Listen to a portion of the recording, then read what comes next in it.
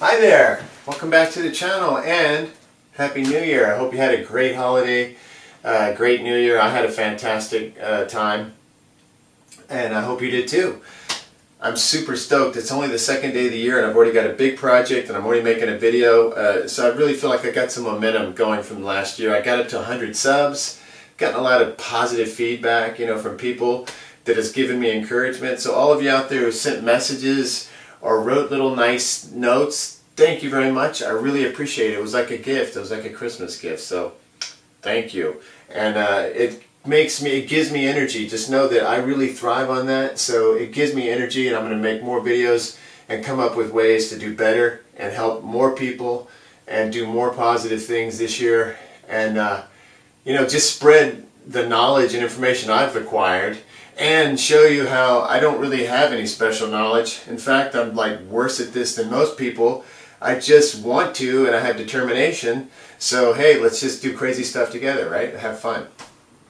So today's crazy thing I'm going to do is I'm going to pull my Jensen P12Q. It's a 1961 P12Q Alnico speaker that I got, I believe, from Gordon Speakerman out in Seattle. I think that's where he is, somewhere in the Pacific Northwest. And I bought two speakers from him. One was this driver here, the P12Q, and then another one that had come from the guys from Pearl Jam, and I don't know which one. It's whichever guy plays Fenders in his setup. It was that guy. I don't know which guitar player. But I had one of those. I ended up loaning that out to Tim's for him to play with, but I don't think he likes that type of speaker. I think he likes something more efficient and like tighter sounding. But I really like these. They're very, it's like a nice creamy sound. It distorts really sweetly. Just like Alnico pickups on a Strat, it's like that kind of thing. And it sounds wonderful. I love it. The problem is I think I've blown it up, and I've done this multiple times. So I get them reconed, send them in and get them reconed.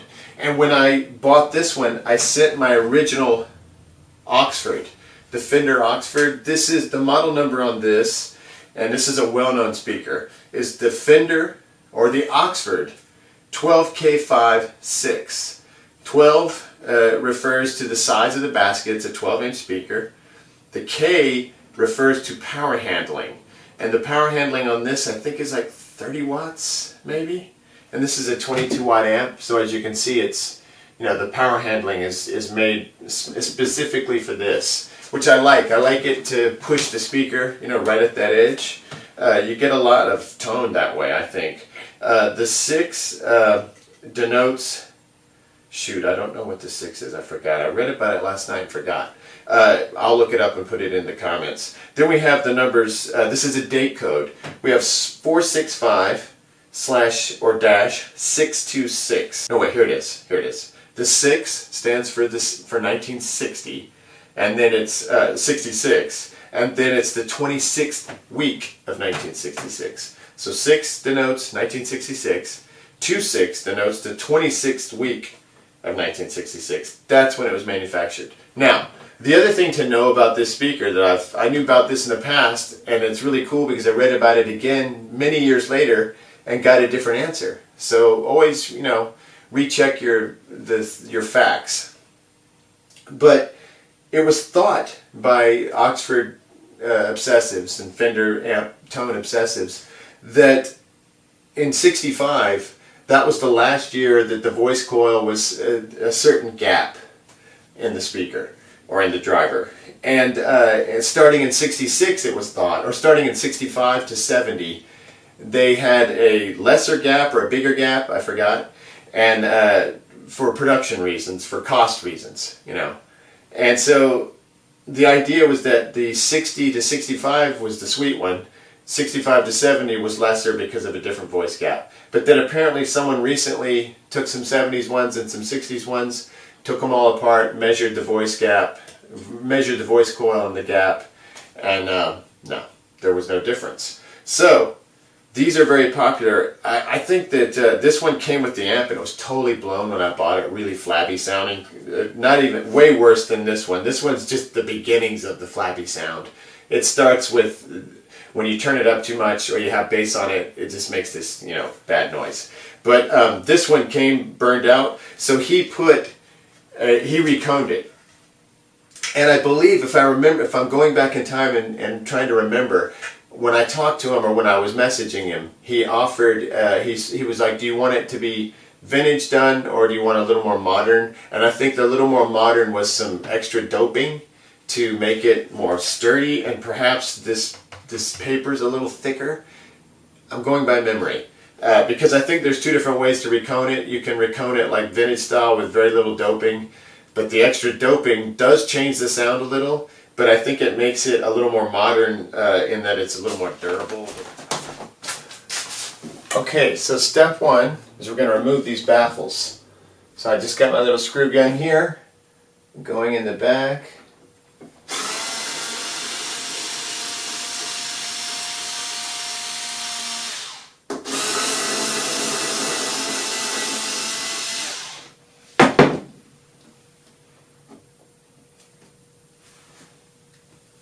Okay, that's the first one. Now we'll do the bottom one. Also, as far as discharging the amp, I didn't discharge B+ like I said because I'm not going inside the amplifier, but I did play it out as I turned it off, meaning that I was playing the guitar, I hit the power switch and I played it out till I heard the amp drain all the power away and all the sound away. Some expert out there, if you're out there and you know that that's the wrong thing to do, please, tell us the right thing to do. I just was wanting to, get as much of the juice out of the caps as possible, just to be extra careful. But I'm not going to touch the amp. Like I said, I'm just going to desolder here and unscrew the speaker, then put this one in. So now let's get the soldering iron and get those wires. Okay, so now we're going to remove these speaker wires from the speaker. And I'm taking note of polarity. The lighter colored one, it's like a brown cloth covered wire. Probably was white at one point or yellow. Now it's kind of brown. That is the positive side, and there's a red dot on the Jensen to denote that. Over here, I'm assuming, yeah, it's the green dot is the positive, and the negative is over here. And you can tell because of the way it's. Well, actually, the green might be ground on this one. I'll have to look it up. So anyway, here we go. I'm going to remove this. Oh, and this Weller. This is a 40-watt Weller. And I'm really excited. I didn't realize it had these 3 LED lights, so I've got a little lighting as I desolder. So I'm going to just desolder this by heating up the joint here. Hopefully it'll go well on camera. And it came right off. Beautiful. And now I'll do the negative side. The ground side. There, that came right off. And now, as you can see, our wires are removed. That was very simple. And it should be for you as well. And I've got, this is a 40 watt and I had it cranked all the way up. And it's got the original kind of like big tip on it. I'll get a pencil tip for this kind of stuff, usually is what I use. But this isn't like precision soldering, so it'll work fine. And as you can see now, I've got good access to the speaker. There's the nuts. I've got a nut driver here. The screw gun will become my nut driver. And I'll just remove these. That's what we'll do next.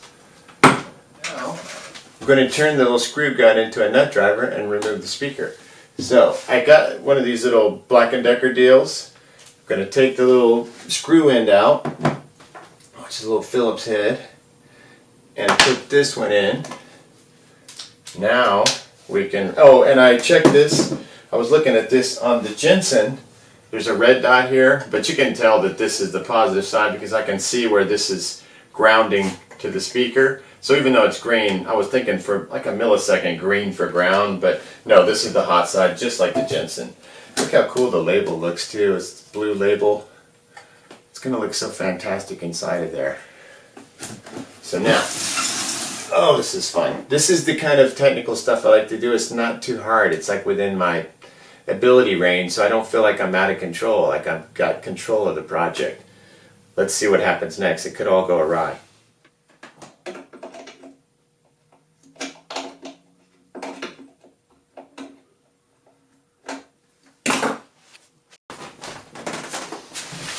Okay, I removed the amp completely. Just couldn't get to that last one, and I was like, if I'm going to do this much trouble, I might as well, go the whole way and pull it all the way out so I'm not still fighting it. That's so much better. And now I can make sure to get them all on there really tight because I won't be working around transformers and tubes and whatnot. So here we go, the last one.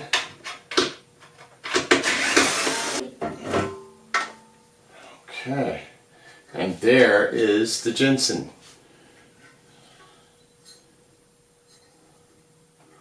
So the Jensen will go here, and the Fender will go in its place. So now we're going to start installing the Fender here.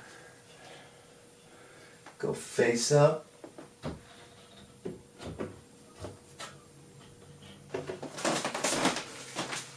Alright, so I've got the amplifier back in, and luckily, somehow or another, I lined it up pretty well right at the outset. So watch. I'll be able to drop this in, take these nuts off the bottom here, and I'll be able to drop this one in, hopefully as well. It might be a little off on this side. There. Wow. That usually takes a lot of extra work. So now I'm going to take these and go underneath and attach those. It'll just take a minute, so I'll cut the camera off. Okay, so then to finish the amp, you've got this little nut. You have to find the bottom of the screw here, and then you just sort of have to get your fingers under there, and I just sort of delicately, it went on nicely. I actually had way less trouble with this than I've had in the past, which gives me some hope that I'm getting better at doing this kind of thing. So now I just kind of hold the nut here as I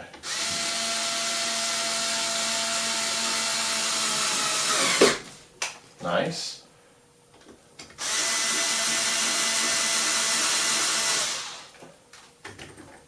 This one's hard to get to, but I'll find it here. There it is. Okay, same thing over here.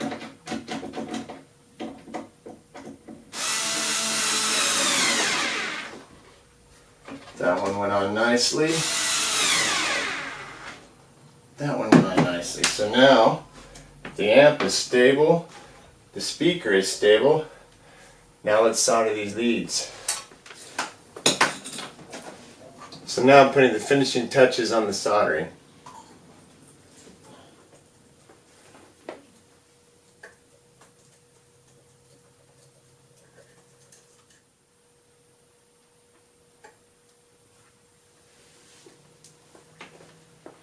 Okay, so both look shiny, both the solder joints look shiny.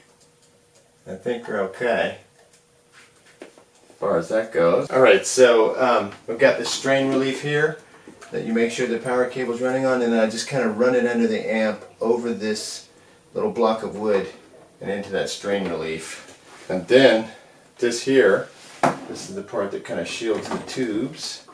That goes on, back on.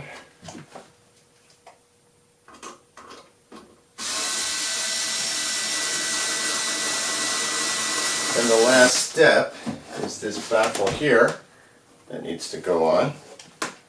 All this stuff is in excellent condition. Really, really, really clean, good condition. It's born 2 years before I was. 66, I'm 68.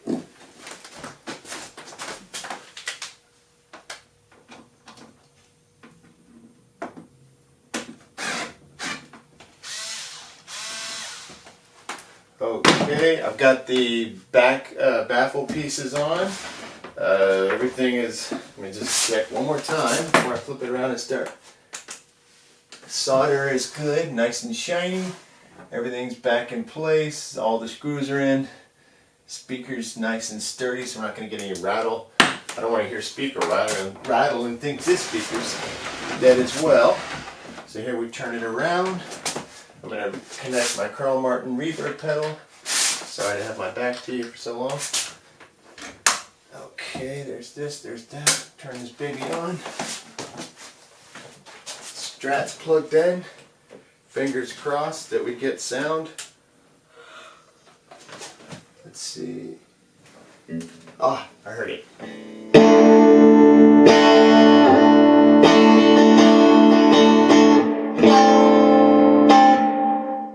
Wow.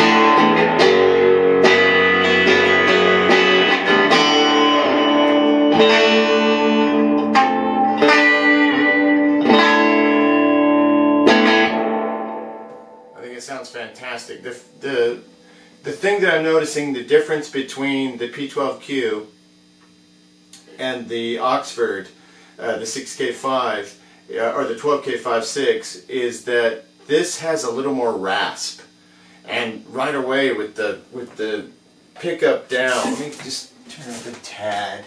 I would say that I'm getting like that kind of telly sparkle, like, and the rasp, there's a little rasp.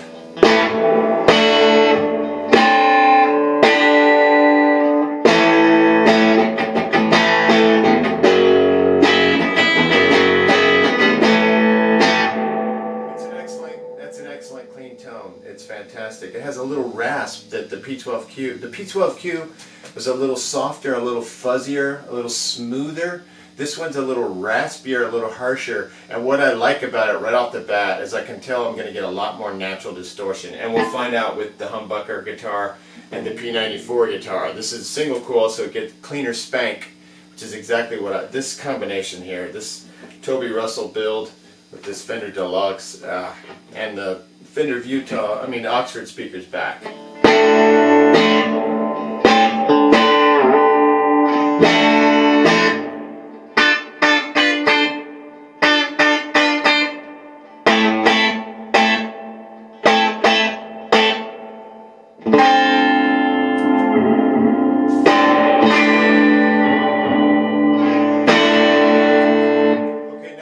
With the fuzz on.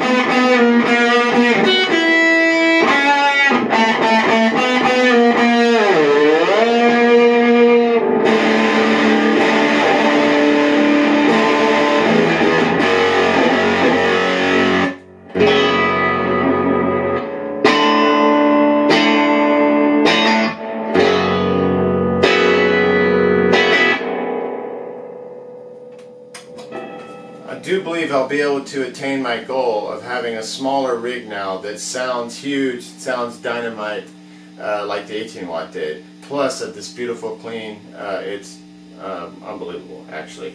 Okay, so now let's see what it sounds like. I'm using the fuzz as kind of a buffer here, I guess because it's volume control. I've got it all the way down.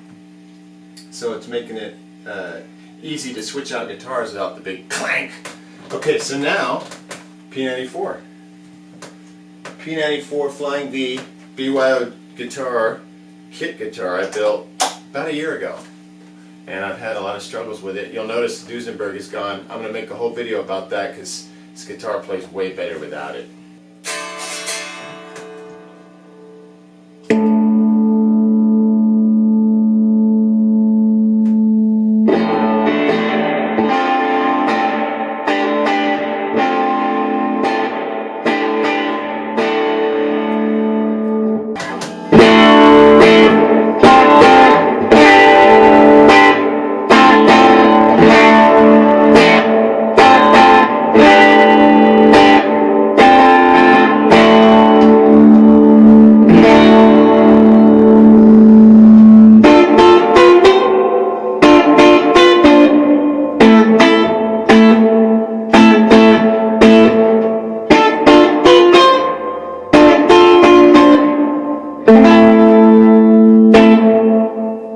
Let's go to the fuzz on the Flying V.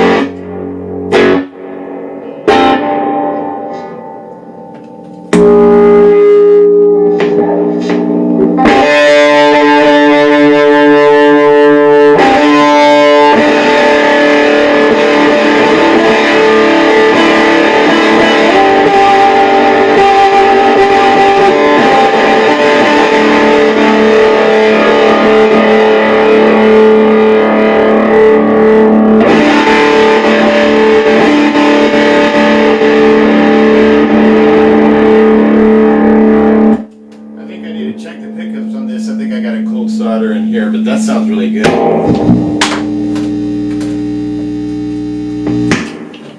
Okay, now one last thing, we'll try out the Les Paul. This would be Tim Shaw humbuckers. Oh, and this fuzz face is a Dallas Arbiter clone, BYOC pedals, build your own clone.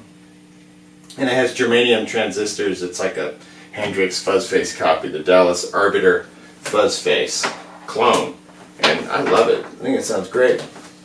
Okay, so here we go. Les Paul custom time. We'll go clean first, and then I'll shift over to the gnarly stuff. So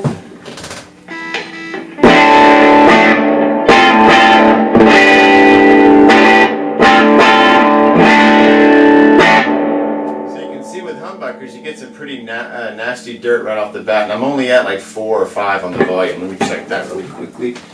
Yeah, I'm at 4.5. So it's already getting nasty. That's the good thing about this ceramic driver as opposed to the Alnico. I would have thought the Alnico would fizz up earlier, just, I don't know, it could be power handling, but this one, it fizzes up sooner, which I like. Some people don't. But I still think it stays clean. It just has that little hash on it, that white noise that is like kind of a telly noise. I love it.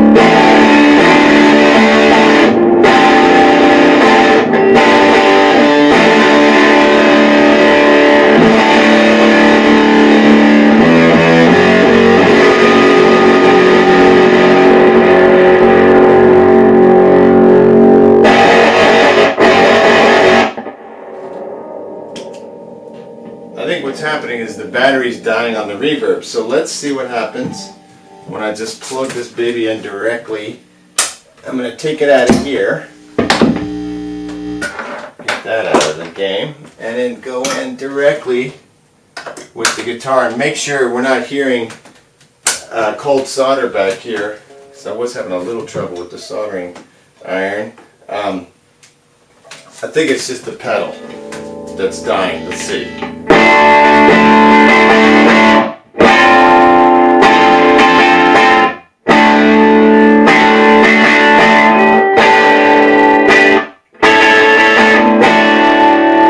Yeah, it was just the pedal, the battery was dying. That sounds really good. That's plugged directly in. Should go really quickly across the guitars and do that real quick. So I'll just play a little bit just to let you hear it.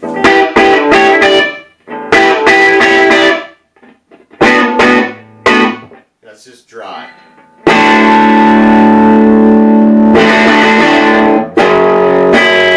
It would dirty up like crazy. I just don't want to blow it first things first, you know, just put it in. I'm scared of turning it up, but it sounds incredible. Okay, so let's put it on standby, and I'll quickly plug in a couple of the other ones.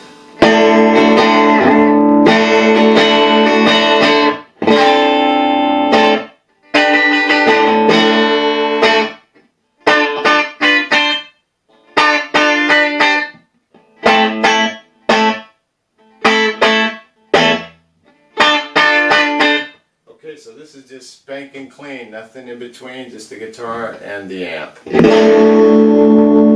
pick up position, and then I'll go all the way up to the neck.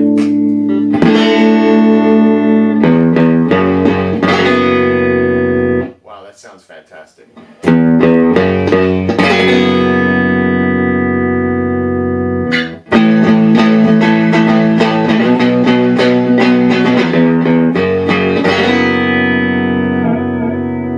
Very Fender. That's as Fender as it gets.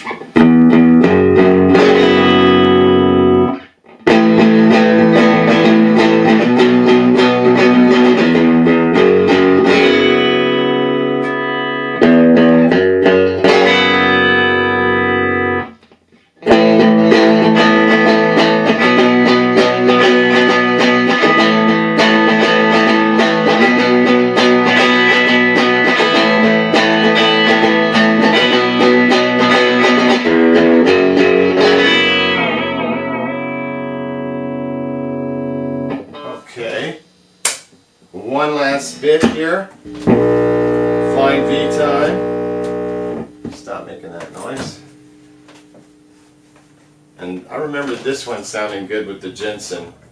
Let's see what happens here.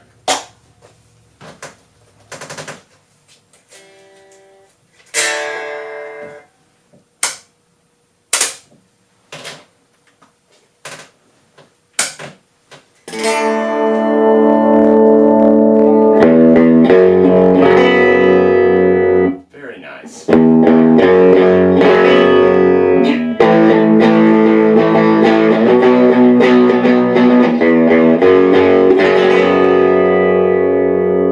P94s are thick and distorted more like a humbucker, but it still has that kind of crazy edge that a single coil has.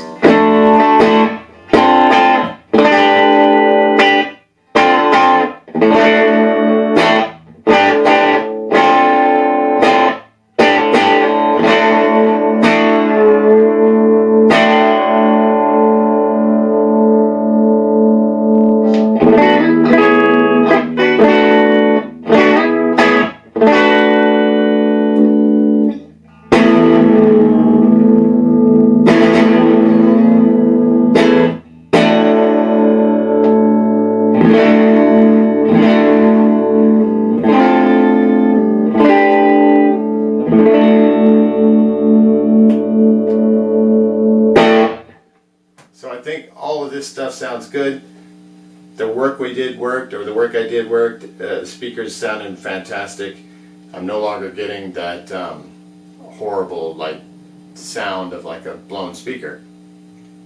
And I really do think this is just voice for this amp. There's like that, like I said, the tone is really nice, but there's that extra rasp, and I get an earlier breakup, which for me is going to be useful at house parties and small clubs if I take this out as its own little secondary rig as opposed to the 18 watt with the 4x12. So yeah, things are going well. I'm going to do the Carl Martin headroom pedal with this. I'll do some demos of that, and that'll give us another chance to really dial this in. But this was successful, so thanks for hanging out. I hope it helped. If you're out there wanting to change out your speaker, it's not an impossible task, as you can see, and for me it was well worth it. So have a great freaking new year. I hope the year is kicking off and going exactly the way you envisioned it, and have a good one.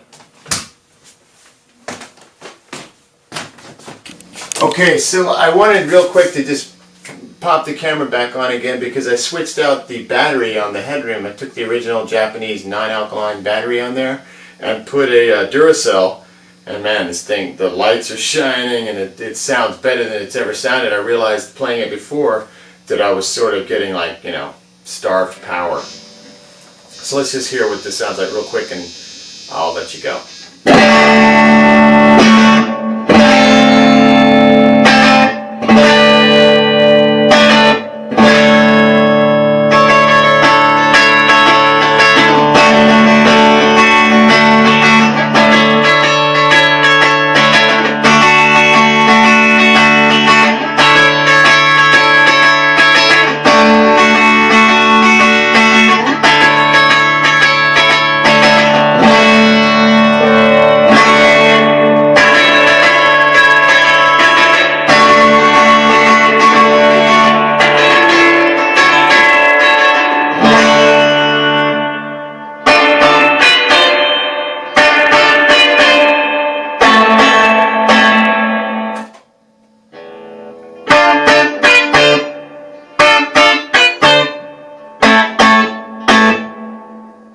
Okay, real quick, let's just see what the Les Paul sounds like now that we've got it sounding good.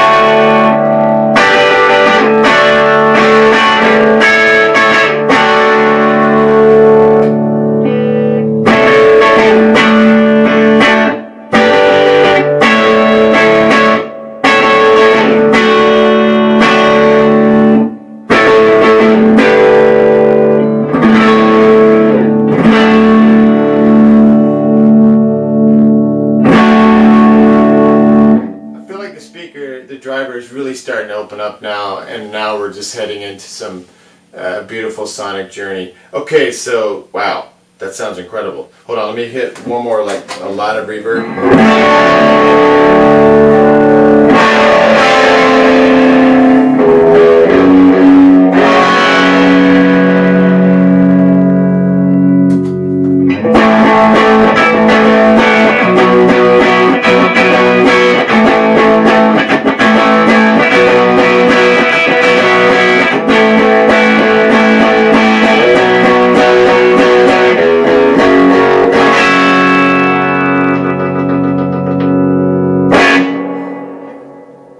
Thank you. See you next time.